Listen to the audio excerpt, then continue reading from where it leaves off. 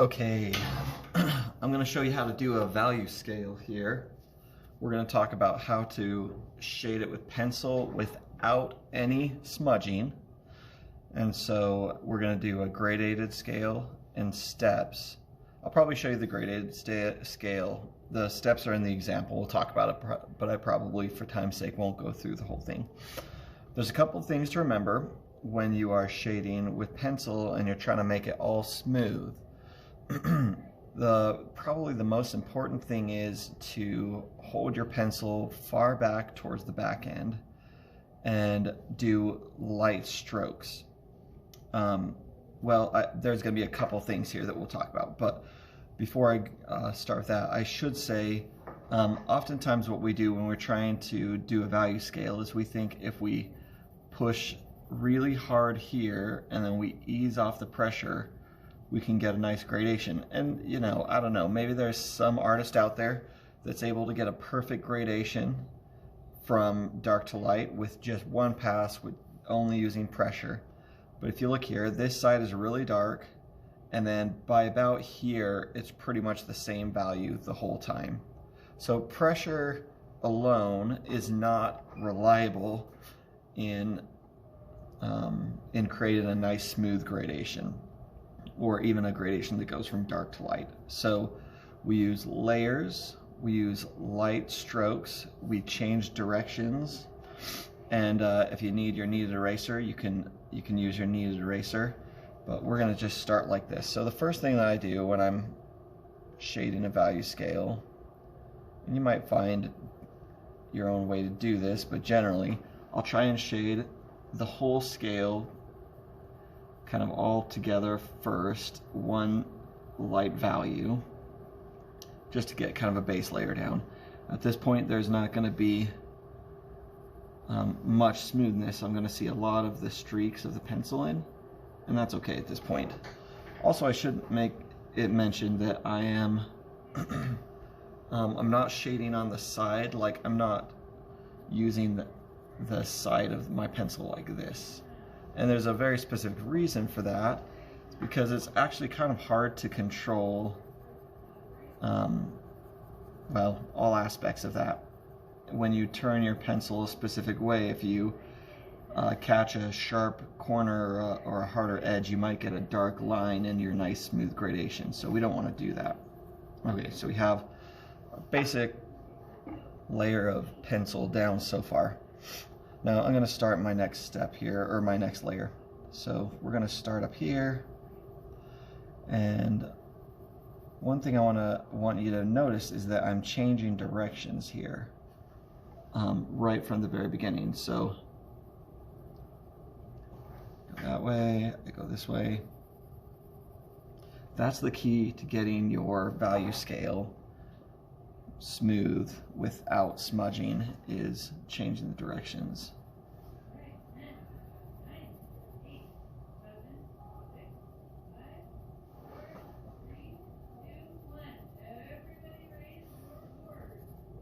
So we'll do this for a second here.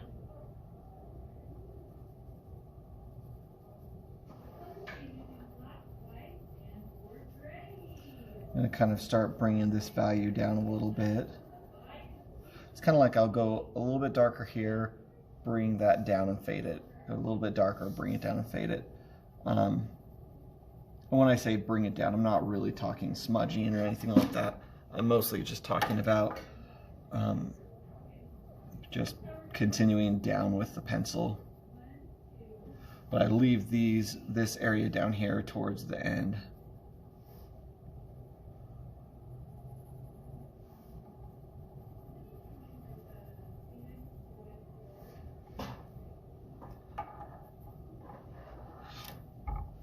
Normally when I'm drawing or shading a value scale, I'm going to be moving my paper all back and forth. But since I have a camera stationary and I want to make sure that this doesn't go out of view, I'm keeping it in the same place. But just know it's actually a really good thing to continue to move your paper back and forth. That helps you change the direction a lot more. So I don't know if you can see how much this is smoothing out, but you should be able to at this point. Shouldn't see really many streaks. I'm trying to watch for areas that are darker than others and smooth those out. I am also trying to stay within the rectangle here, that value scale. Part of the goal of this assignment isn't just to learn how to gradate, it's really to get pencil control. As you stay inside the lines, well, it's going to take some effort and a little bit of patience in controlling your hand and your movements. And that'll help you when you go to shade I don't know, some kind of still life, a stuffed animal, or I don't know. I try not to draw boring stuff, but you know, vase, fruit, all the typical things that still life usually consists of.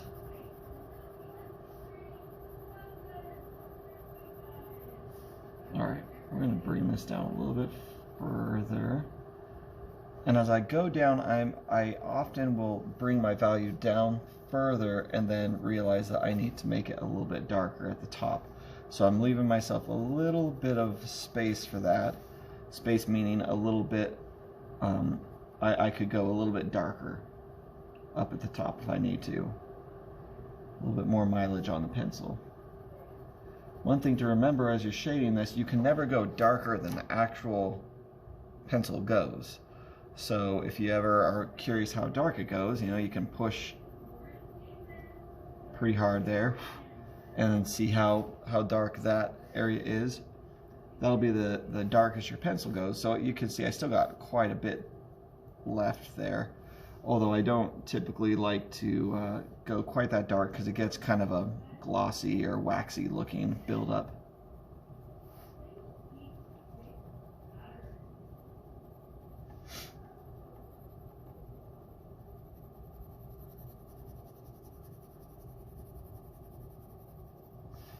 Bring this down a little bit further.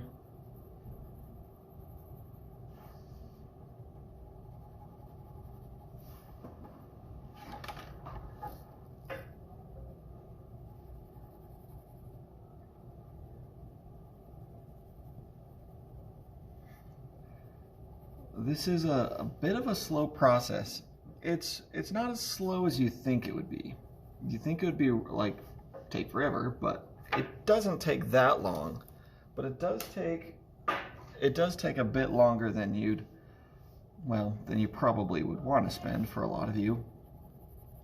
For me, this becomes almost meditative, and I could just kind of go into the zone and get lost in this. It can become very relaxing for me. I actually really like to do value scales, crazy enough. But for some of you, you're not going to want to do this. It's going to be torture, basically. So here's some techniques that I've tried to develop myself and that I've tried to work with students with.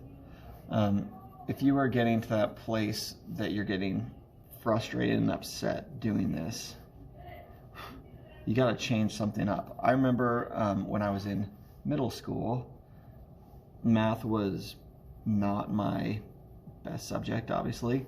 We artists, I don't know why we tend to struggle with math so much. It's probably the thing of the way our brain is wired, but pretty common among artists. But so I was no different. Math was really hard for me. I remember being in my 9th grade math class, and we were working on an assignment. There was an enormous line to get to the teacher's desk, so there wasn't like any chance that I could go up and get any help. And I didn't want to stand in a huge line anyways and have the teacher try and explain it to me in 30 seconds or less, because he's feeling pressure from all the students in the line. And then I was most likely not, from past experience, I usually took a little bit longer than that short to understand, so I didn't want to stand in the huge long line, get a quick explanation, then pretend like I understood and go sit back down because I was embarrassed about whoever was behind me. So I just sat at my desk a lot of times and would try and work on it, but eventually get frustrated and not know where to go with it. There was a couple times in math class where I was sitting there and I physically felt ill. I almost felt like I could throw up. I was so frustrated and so upset. And that was just a really interesting response. Interesting now, but interesting response that my body had. Wasn't particularly enjoyable. So I know that that sometimes can happen when you're doing something like this. So I'm not under the illusion that that couldn't happen in this class with these type of assignments. So my recommendation, if that happens to you, you know, don't try and push it off. You gotta acknowledge that you're upset and frustrated, or else that's not going to do you any good. Don't try and rush through your assignment. That's the only thing I'd say. You don't want to try and rush this because you'll end up with a subpar result. What you want to do is take a break. You know, if you're at home doing this, stand up, walk away from it for a little bit, go get yourself some food or a snack or a drink of water. If you have the time, you know, if you're not waiting until the last minute to do this, I don't know, get up and walk outside, go for a run, play some video games, shoot some hoops, or do something like that, spend some time with some family members or friends, and then come back to this with fresh eyes and with fresh patience, and you're going to end up doing a lot better of a job. So it'd be significantly better to take this in like 3 10-minute chunks rather than rushing through it and trying to finish in, you know, 20 minutes and doing a poor job. So, because that's the thing that this is going to take, is just time and attention and patience, really. So you can do those things. Also, I think it works wonders to just take deep breaths, slow, calming breaths while you're doing this. That's something that a deep breath does. It releases a lot of stress, feels really good. So I suggest that. Also, you know, one thing that I really do to get into the zone, into a flow-like state, is if I find the right music, that'll help a ton. And I change the music depending on the mood I'm in. If I need to be calm or whatnot, you know, I find a soundtrack or something like that, some instrumental music. Sometimes I like to listen to angry music when I'm feeling frustrated, and that kind of helps me calm down. So lots of little techniques that you can do that'll help you be able to work through this and not get too frustrated. All right, I think we're about to the end of this. If you need to use your kneaded eraser and smooth out some areas, kneaded eraser is a really good tool. You just kind of press into the graphite and lift it off gradually, and then you might have to go back over with your pencil and smooth out a few areas, but or fill in a few things. I'm squinting my eyes at it to see how the value lays out, see if there's any spots that are really glaring at me. I'm trying to gradate that middle down just a little bit more.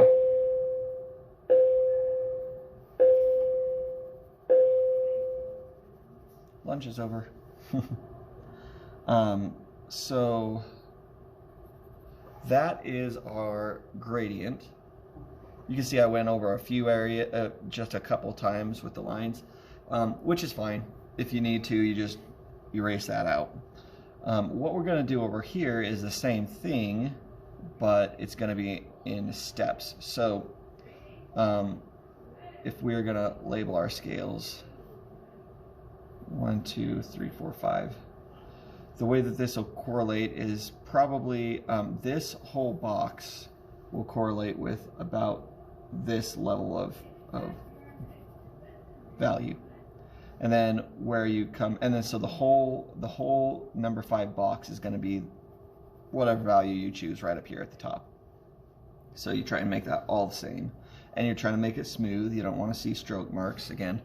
And then with number 4, if you were to come across right at the kind of top of that box where it starts, maybe right here is where you could choose where the number 4 starts. I guess you could really do anywhere within that value scale. It just seems that it makes sense that you make the whole box the same value as where the box would start.